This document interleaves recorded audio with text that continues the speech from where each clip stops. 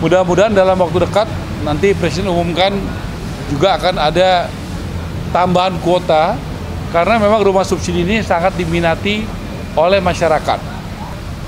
Ya, tadi saya jam 12 di Kerawang ya, groundbreaking perumahan buat Polri. Sebanyak 14.400 di Kerawang. Ada yang sudah diserah terimakan tadi berapa ratus, kemudian akan menyusul kemudian total 14.400. Polri itu kerjasama banknya Bank BTN. Kemudian yang kedua,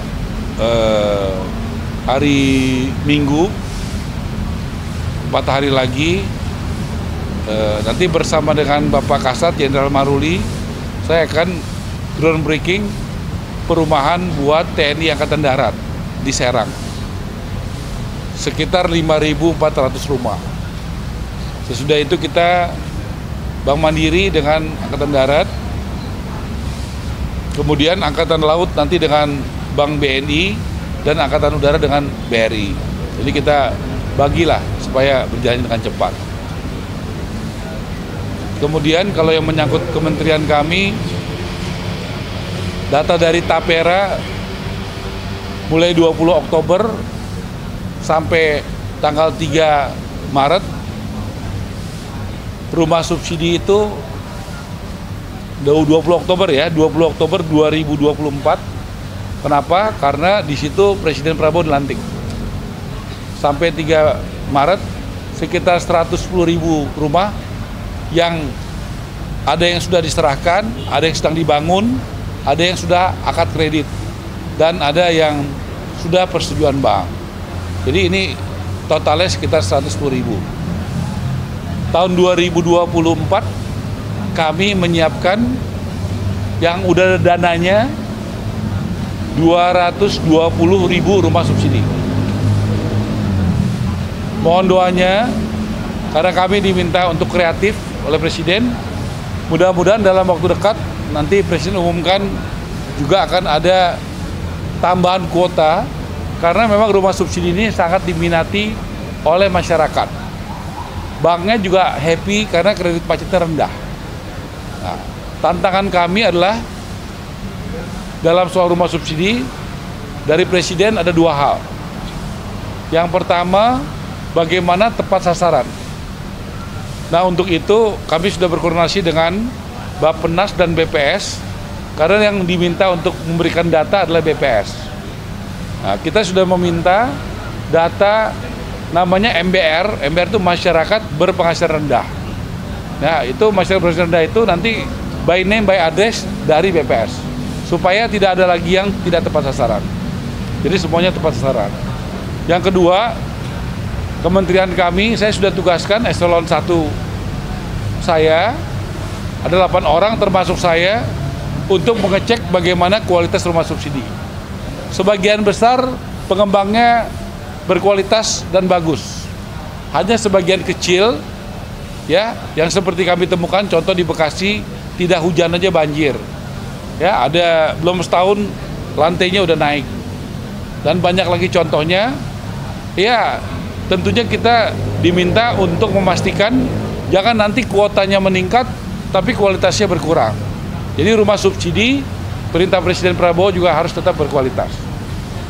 Kemudian kita selama ini kan biasa mendengarkan karpet merah buat investor. Nah, Presiden Prabowo selain buat investor, beliau justru juga mengutamakan karpet merah buat rakyat kecil, buat masyarakat berpenghasilan rendah. Buktinya apa? Buktinya PBG itu dulu IMB. PBG itu dulu bayar, sekarang gratis. Ya, persetujuan bangunan gedung. Yang kedua, BPHTB, biaya asal tanah dan bangunan, dulu bayar tuh 5%, sekarang gratis. Yang ketiga, itu PPN di bawah 2 miliar gratis sampai bulan Juni ini. Kemudian itu yang tadi saya sebut 3 adalah yang tadinya bayar jadi gratis. Kemudian yang satu yang tadinya lama jadi cepat adalah pengurusan PBG.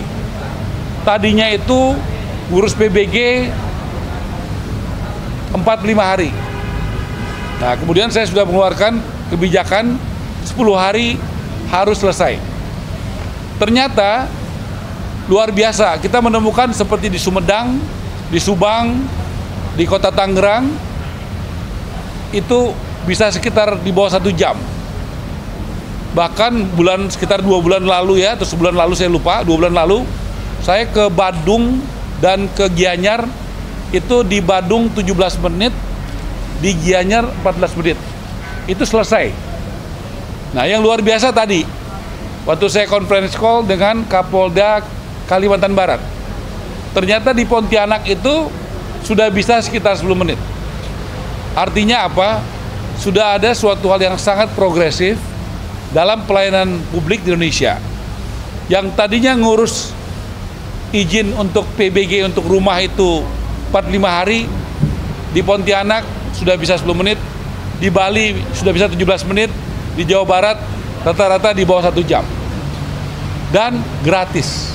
Inilah yang disebut Presiden Prabowo memberikan karpet merah bagi rakyat kecil. Karena kebijakan ini hanya berlaku buat MBR. Apa itu MBR? Masyarakat berpenghasilan rendah. Artinya kalau dia berpenghasilan menengah dan atas, dia tetap harus bayar. Nah, ini yang saya sampaikan, dan mohon doanya nanti pada waktunya Presiden Prabowo akan menjelaskan bagaimana support dari negara kepada perumahan. Saya tahu, tapi nggak boleh saya ngomong ya. Nanti pada waktunya Presiden yang bicara, karena itu kejutan yang bagus sekali. Itu maksudnya subsidi rumah untuk... Nanti deh ya, itu pokoknya Presiden Prabowo ya. Saya sudah sampaikan karena itu jumlahnya sangat signifikan. Yang bicara itu nanti pada waktunya Presiden Prabowo. Saya ini kan hanya pembantunya, ya hanya menteri ya. Jadi saya juga mesti tahu diri. Nanti pada saatnya diomongin. No comment. Udah. Gimana? Kita tentu akan sama, akan kita selalu bekerja dengan BNPB. BNPB itu udah biasa kerja sama kita. Contoh, kita sama kepala BNPB itu sama-sama ke Flores Timur, waktu Gunung Leutobi laki-laki. Nanti di situ BNPB akan kasih masukan sama kita, rapat koordinasi. Biasanya kalau jumlahnya tidak terlalu besar, BNPB yang tanganin. Tetapi kalau jumlahnya besar, kami yang menangani. Nanti pemerintah daerah, kalau memang dibutuhkan besar, itu akan koordinasi. Pemerintah daerah, pemerintah pusat, dulu Menko-nya Pak Pratik yang nanganin. Nanti ada Menteri Keuangan, ada Menteri Sosial, ada PU, ada kami, untuk bisa bekerja sama. Nah, BNPB lagi bekerja, sudah diturunkan sana. Nanti biasanya kita akan rapat koordinasi berdasarkan hasil temuan dari BNPB. Kami pada dasarnya siap untuk bisa mensupport di daerah-daerah bencana. Ya, kami pada dasarnya siap, tapi saya katakan tadi, kalau jumlahnya tidak besar, perumahan yang dibutuhkan, pada umumnya BNPB itu menangani sendiri. Karena dia sudah punya sistem yang bagus. Kebetulan kan kepalanya sahabat saya, dia sudah punya sistem. Begitu dia besar, dia akan bekerja sama dengan kami.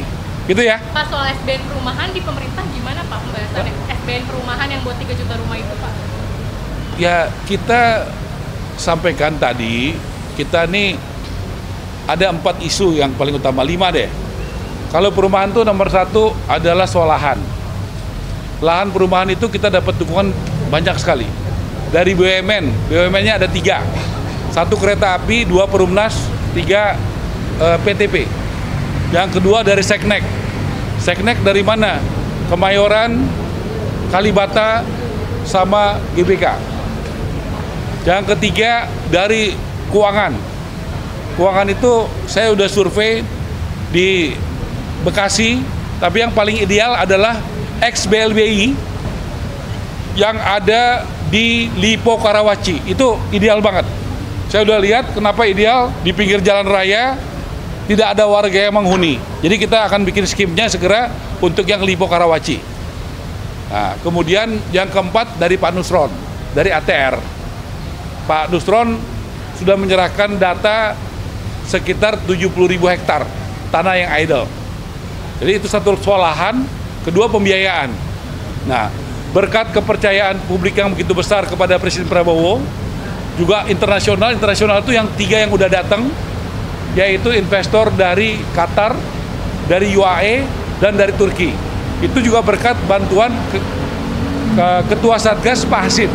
Jadi saya ini unik ya, ada Ketua Satgasnya namanya Pak Hasim. Nah itu investornya itu komunikasi dan networking dari Pak Hasim, dan Pak Hasim sangat membantu kami. Dengan Satgasnya ada Pak Boni Minang dan lain sebagainya. Kemudian yang ketiga adalah tepat sasaran, yang keempat adalah kualitas. Nah kualitas ini antara misalnya APBN, kemudian rumah subsidi, sampai kepada rakyat jembatannya apa, pengembang. Pengembang ini sangat menentukan kualitas daripada rumah subsidi itu. Ya, saya kasih contoh. Ada pengembang yang bagus, rumahnya bagus, jalannya bagus, nggak banjir. Ada pengembang yang nggak bagus, ya banjir dan segala macamnya, banyak kekurangan. Makanya penting sekali kita memilih pengembang yang benar. Udah ya, ada 4 poin. Oh ya, 5 tadi regulasi. Regulasi itu tadi yang saya katakan tadi, PBG, BPHTB, PPN, karena kita harus berpikiran selama ini kita hanya berpikir karpet merah bagi investor. Pak Prabowo perintahkan saya, Menteri PKP, buat kebijakan karpet merah bagi rakyat kecil. Nah, saya sudah buat tadi, 4 kebijakan tadi. Pak, terkait dengan 3 juta rumah ini juga Pak, sejauh ini kan Indonesia belum punya regulasi pembatasan spekulasi lahan ya Pak ya. Nah, ini apakah nanti kedepannya akan dikejar juga oleh pemerintah? Kita memang ada banyak sekali yang kita lagi perbaikan dan disiapkan lembaga. Contohnya nanti adalah undang-undangnya sudah ada, PP-nya sudah ada, tapi selama ini belum pernah dijalankan. Nanti akan saya jalankan, yaitu hunian rumah berimbang. Jadi satu pengembang itu, dia bangun rumah mewah 1, dia wajib membangun 2 rumah yang sedang, 3 rumah yang sederhana.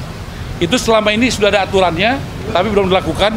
Doain, ya mudah-mudahan tidak terlalu lama lagi badannya dibentuk, ya karena itu mesti ada badannya, dan kita akan lakukan itu bagaimana undang-undang itu harus dijalankan. Soal tadi yang kamu bilang.